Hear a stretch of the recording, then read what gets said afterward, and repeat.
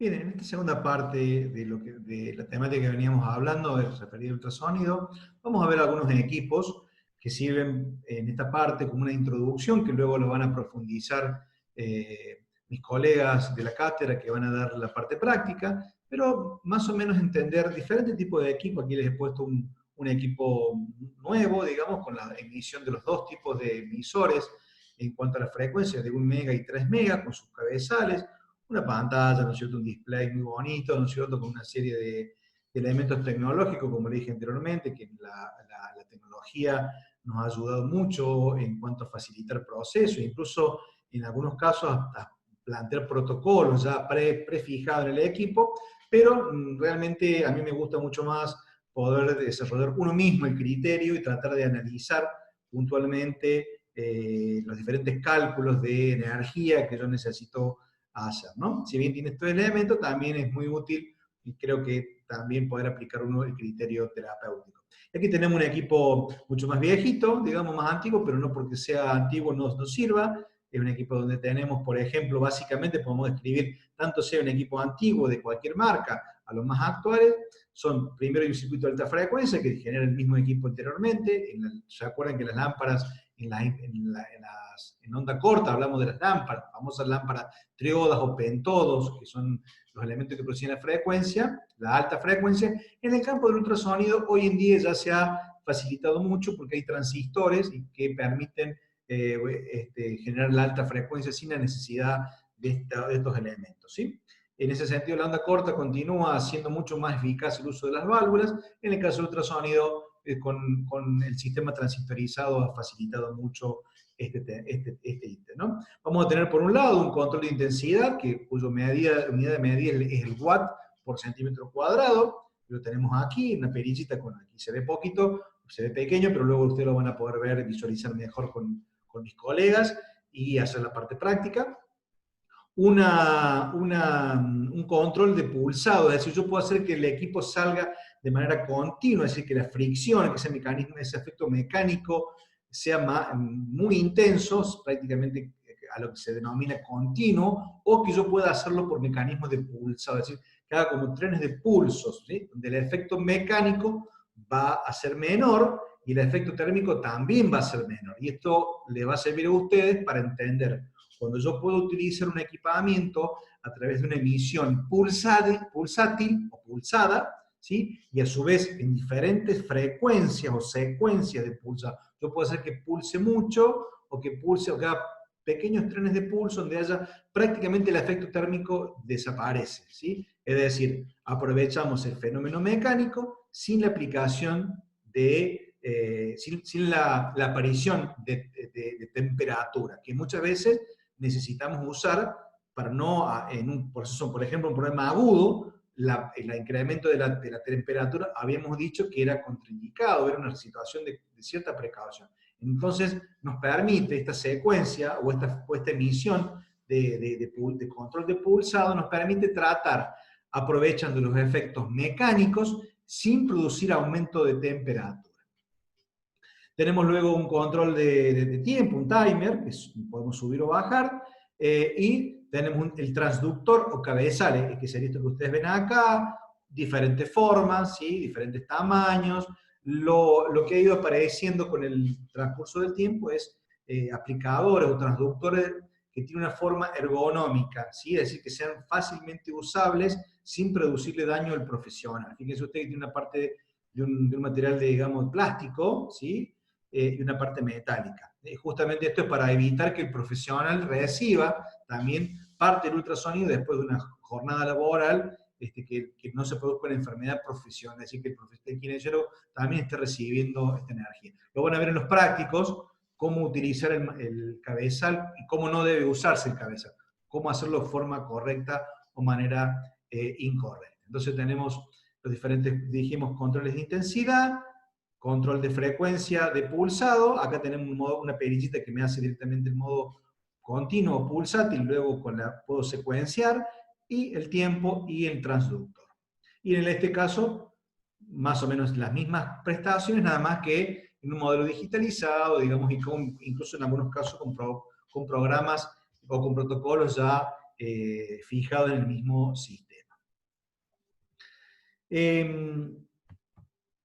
Vamos a ver ahora las diferentes técnicas de aplicación. Cuando hablamos de la técnica de aplicación, esto lo van a profundizar nuevamente con mis colegas, pero básicamente hay una prueba del equipamiento, que la vamos a ver luego en un video final, cómo realmente cómo me doy cuenta que el equipo está funcionando. Debo, por otro lado, valorar la condición patológica para saber qué tipo de misión voy a utilizar, si es algo superficial, qué tipo de ultrasonido puedo usar o qué energía voy a utilizar si tengo un equipo de un megahertz, el modo de emisión, en qué condiciones está, en qué cuadro evolutivo, para saber si utilizo un modo continuo o un modo pulsátil. O muchas veces, por más que la condición sea aguda o crónica, y estoy trabajando en zonas con poca masa muscular, quizás deba utilizar el modo pulsátil para evitar lo que se denomina el dolor periosteal, ¿sí? Si yo dejo colocado el cabezal directamente sobre una zona de una eminencia ósea, ¿sí? Voy a producir un efecto de esa vibración, esa reflexión, y digamos, va a impactar sobre el tejido óseo, va a volver y va a volver al cabezal y va a producirse un efecto de sumación. Y eso va a producir una molestia como un pinchazo, que es lo que eso se denomina dolor periosteal. Sería un efecto no deseado. Así como el efecto no deseado en onda corta, si ustedes se recuerdan, el efecto punta, que se daba en las eminencias óseas, aquí puede darse cuando hacemos una aplicación en un determinado momento sin que haya un almohadillado, digamos, anatómico, es decir, no haya una buena capa de tejido graso o de tejido muscular, es posible que si yo mantengo el cabezal en ese punto y utilizo intensidades altas o un modo continuo, produzca este fenómeno que se denomina dolor periosteal. Con respecto a la valoración, entonces dijimos también yo puedo elegir el modo de frecuencia de 1 MHz o de 3 MHz. Habíamos dicho que el de 1 MHz me permitía ir a mayor profundidad, ¿sí? Y el de 3 MHz trabajamos a menor profundidad, fundamentalmente en zonas superficiales, patologías de piel o en patologías ligamentarias o tendinosas, pero superficiales.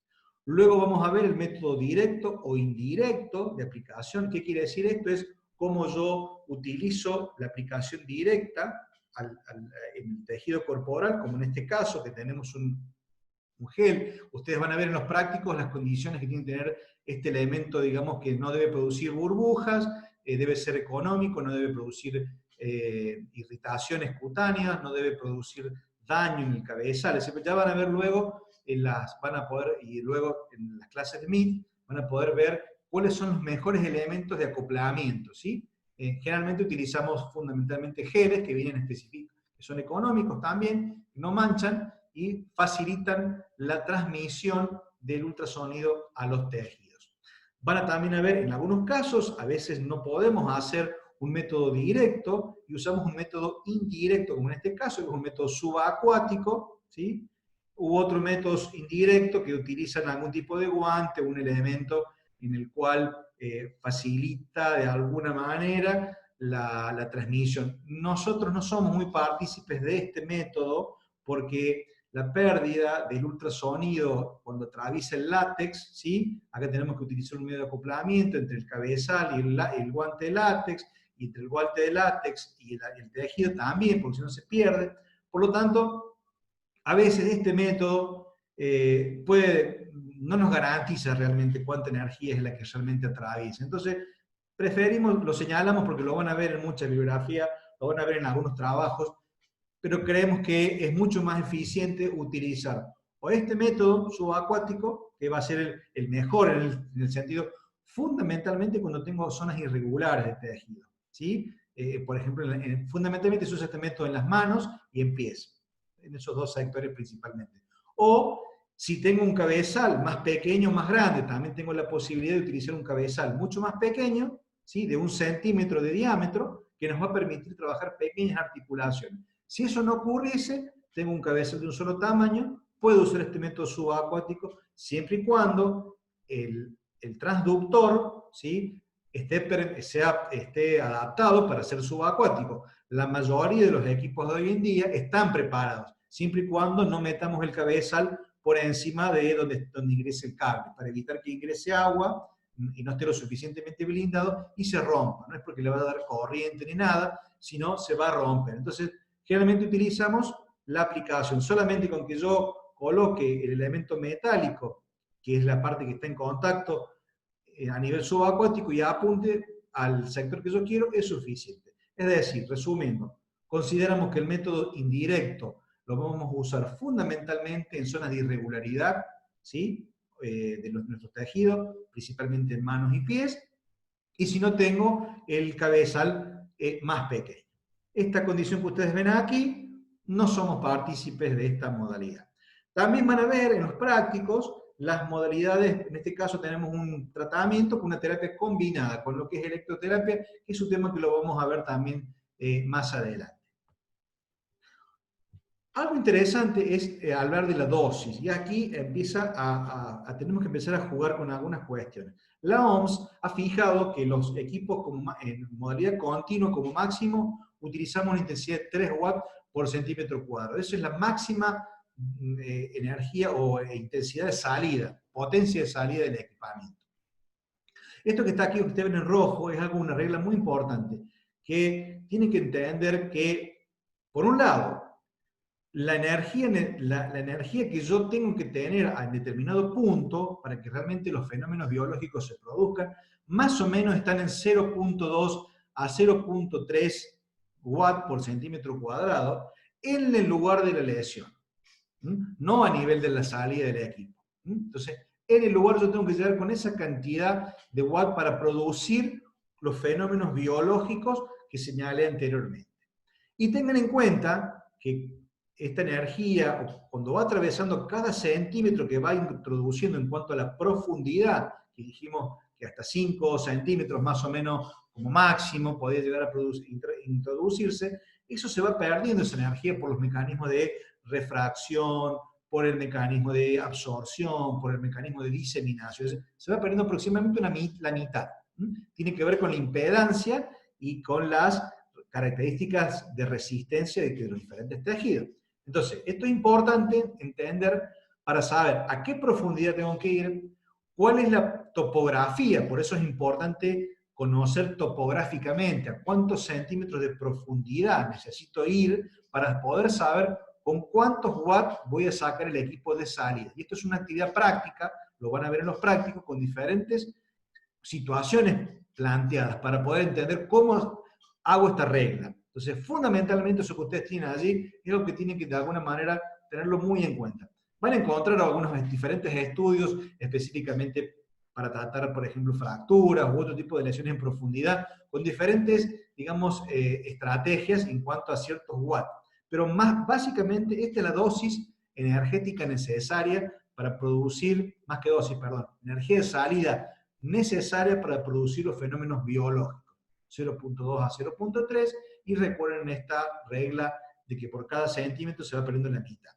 También van a encontrar que puede hablarse de dosimetría en cuanto a lo que es, en base ya a una densidad de energía, que son joules por centímetro cuadrado.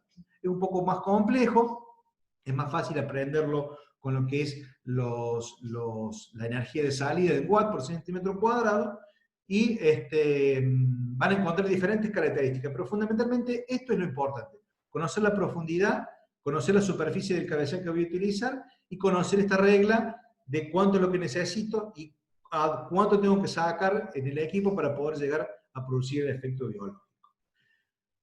Tenemos cabezales de diferentes tamaños, como les dije anteriormente, un cabezal que puede emitir de 1 mega o de 3 mega, y también con áreas de superficie de 5 centímetros cuadrados, es decir, lo que dijimos antes, el área de radiación efectiva, ¿sí? O el de 0,8, que sería casi 1 centímetro. Son cabezales muy pequeños que nos permiten trabajar, por ejemplo, articulaciones. Otras condiciones a tener en cuenta en cuanto a la técnica. La máxima superficie a tratar es no más de 100 centímetros cuadrados, es decir, un cuadrito de 10 por 10. Es decir, lo ideal es de 60 a 75 centímetros cuadrados es la superficie que yo debo abarcar. No puedo estar trabajando toda una espalda o todo un muslo, ¿sí? O cualquier sector, digamos, de gran superficie. Se trabaja en zonas pequeñas, limitadas, no más de esta cantidad. porque si yo no hago este tipo de abordaje, voy a perder energía y no voy a producir el efecto que necesito descargar en cuanto a la energía en ese lugar de lesión, porque ya lo perdí, porque me estuve barriendo con el transductor y cuando ya me fui a la otra punta, voy a haber perdido el efecto que necesitaba. Entonces, como máximo, 60, 75 centímetros cuadrados sería el tiempo, la superficie ideal, no más allá de eso. Si utilizo un cabezal de 1 MHz para zonas digamos, la emisión de 1 MHz para zonas profundas, como dijimos anteriormente, y de 3 MHz para zonas superficiales. La mayor eficacia con el equipo de 3 MHz se obtiene hasta 1 centímetro, no más allá de eso. También es importante tener en cuenta si el proceso que yo voy a trabajar es un proceso agudo o crónico. ¿Sí? Si es agudo, voy a utilizar lo que dijimos anteriormente, el modo pulsátil, donde hay menor intensidad, menor mecanismo de fricción y por lo tanto menor temperatura. Y si es crónico, ¿sí? O una zona voluminosa a nivel muscular, voy a utilizar un modo continuo y puedo llegar a utilizar mayores intensidades terapéuticas sin ningún tipo de problema.